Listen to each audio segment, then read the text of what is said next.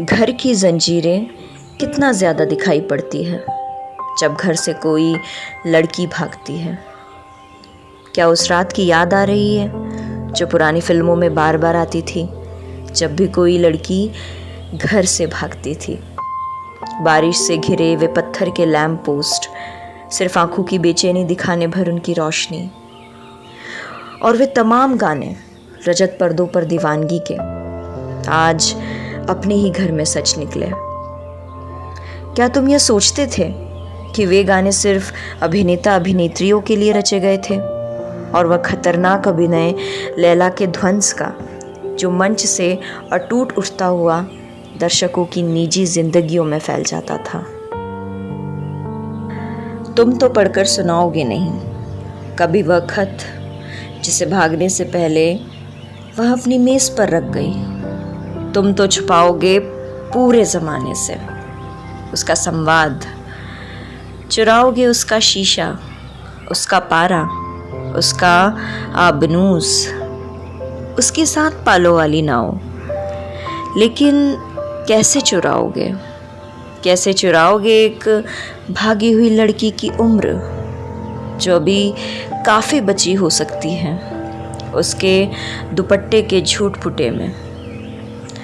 उसकी बची खुची चीज़ों को जला डालोगे, उसकी अनुपस्थिति को भी जला डालोगे जो गूंज रही है उसकी उपस्थिति से। बहुत अधिक संतूर की तरह केश में उसे मिटाओगे, एक भागी हुई लड़की को मिटाओगे उसके ही घर की हवा से, उसे वहाँ से भी मिटाओगे, उसका जो बचपन है तुम्हारे भीतर वहाँ से भी। मैं जानता हूँ कुलीनता की हिंसा, लेकिन उसके भागने की बात याद से नहीं जाएगी पुरानी पवन चक्कियों की तरह। वह कोई पहली लड़की नहीं है जो भागी है, और ना वह अंतिम लड़की होगी। अभी और भी लड़के होंगे और भी लड़कियां होंगी जो भागेंगे मार्च के महीने में। लड़की भागती है जैसे फूलों में गुम होती हुई, तारों में गुम होती हुई, तैराकी की पोशाक में दौड़ती हुई, खचाखच भरे जगरमगर स्टेडियम में।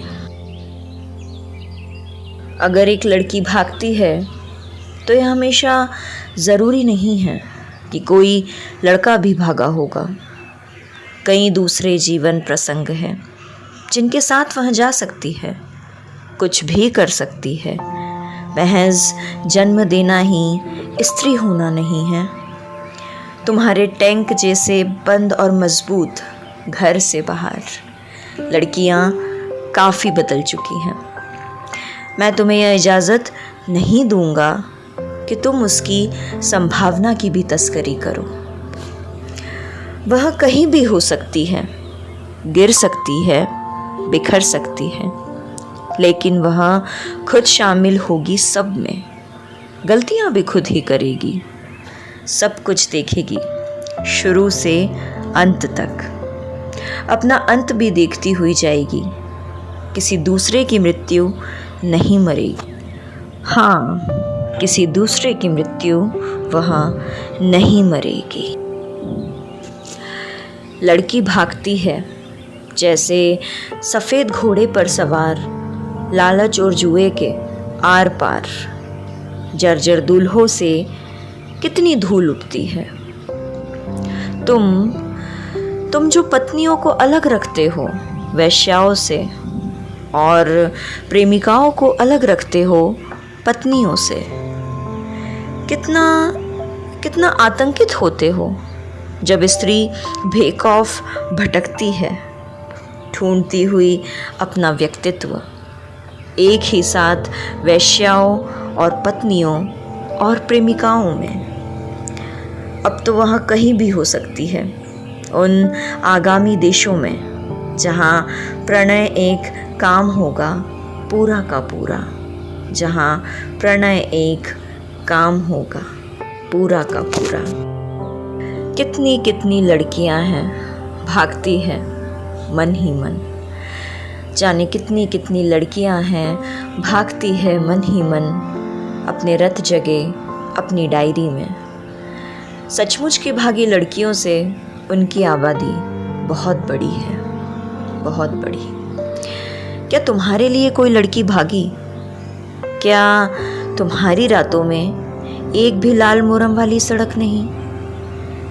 क्या तुम्हें दाम्पत्य दे दिया गया? क्या तुम उसे उठा लाए अपनी हैसियत, अपनी ताकत से? तुम उठा लाए एक ही बार में एक स्त्री की तमाम रातें, अपने निधन के बाद की भी रातें, अपने निधन के बाद की भी रातें। तुम नहीं रोए पृथ्वी पर एक बार भी, तुम नहीं रोए पृथ्वी पर एक बार भी किसी स्त्री के सीने से लगकर। सिर्फ आज की रात रुक जाओ, तुमसे नहीं कहा किसी स्त्री ने। सिर्फ आज की रात रुक जाओ, कितनी कितनी बार कहा कितनी स्त्रियों ने दुनिया भर में। समुद्र के तमाम दरवाज़ों तक दौड़ती हुई आई वे। सिर्फ आज की रात रुक जाओ, और दुनिया जब तक रहेगी सिर्फ आज की रात भी रहेगी, और दुनिया जब तक रहेगी सिर्फ आज की रात भी रहेगी, सिर्फ आज की रात भी रहेगी। बहुत बहुत शुक्रिया। भागी हुई लड़कियां, ये कविता आलोक धनवा की अंतर्राष्ट्रीय स्तर पर मशहूर हो चुकी कविता है, जिसे उन्होंने 1988 में लिखी थी।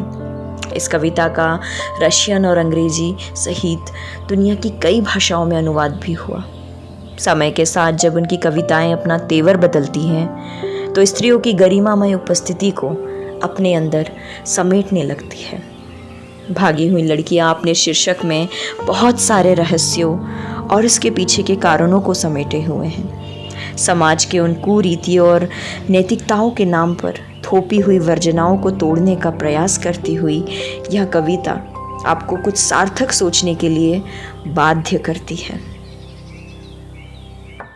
आलोक धनवा जी का जन्म 2 जुलाई 1948 बिहार के मुंगेर जिले में हुआ। यह प्रसिद्ध हिंदी जन कवि हैं। आलोक धनवा जी हिंदी के उन बड़े कवियों में हैं जिन्होंने 70 के दशक में कविता को एक नई पहचान दी। उनकी गोली दागो पोस्टर, जनता का आदमी, कपड़े के जूते और ब्रूनो की बेटियां जैसी कविताएं बहुचर्चित रही हैं। दुनिया रोज़ बनती है उनका बहुचर्चित कविता संग्रह, और यहाँ जो आज कविता आप लोगों ने सुनी है यह इनके इसी संग्रह में से है। जनकवि आलोक धनवा नई पीढ़ी के लिए एक हस्ताक्षर है। इस जन कवि ने जनता की आवाज़ में जनता के लिए सृजन कार्य किया है। भागी हुई लड़कियां, जिलाधीश, गोली दागो पोस्टर, सरीखी हुई प्रासंगिक रचनाएं इनकी पूंजी हैं। सहज और सुलभ 2 शब्द इनके व्यक्तित्व की पहचान है।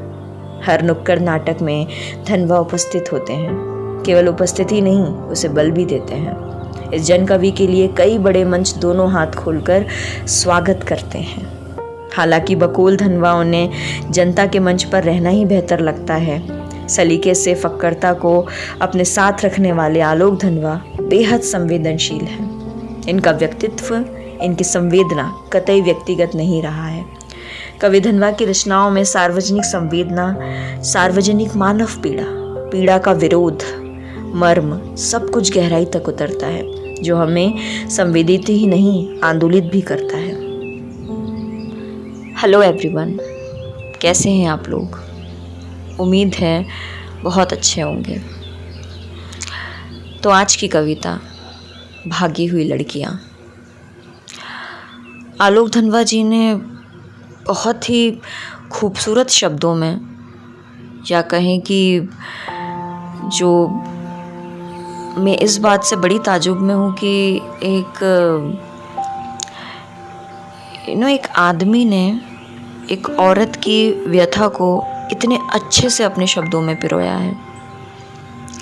मतलब आप जब इस कविता का एक एक शब्द सुनेंगे तो आपको खुद को महसूस होगा, क्योंकि ये बात एकदम सही है कि हर लड़की भागती नहीं है। बहुत सारी लड़कियां ऐसी हैं जो जाने कितने ही अपने सपने, कितने ही अपने अरमान अपने मन में ही मार देती है। हर कोई इतनी हिम्मत नहीं कर पाती कि उनको आगे बढ़कर पूरा कर सके। इस कविता के ज़रिए हर वो लड़की का दुख, हर वो लड़की का सपना आप जान पाएंगे। मुझे उम्मीद है ये कविता आप लोगों को बहुत पसंद आएगी। Thank you. अगर आप मुझसे इस तरह की कोई भी और कविता सुनना चाहते हैं तो मुझे कमेंट बॉक्स में ज़रूर बताइए, मैं उसे आपके लिए पढ़ूंगी। तब तक अपना ख्याल रखिए। ढेर सारा प्यार।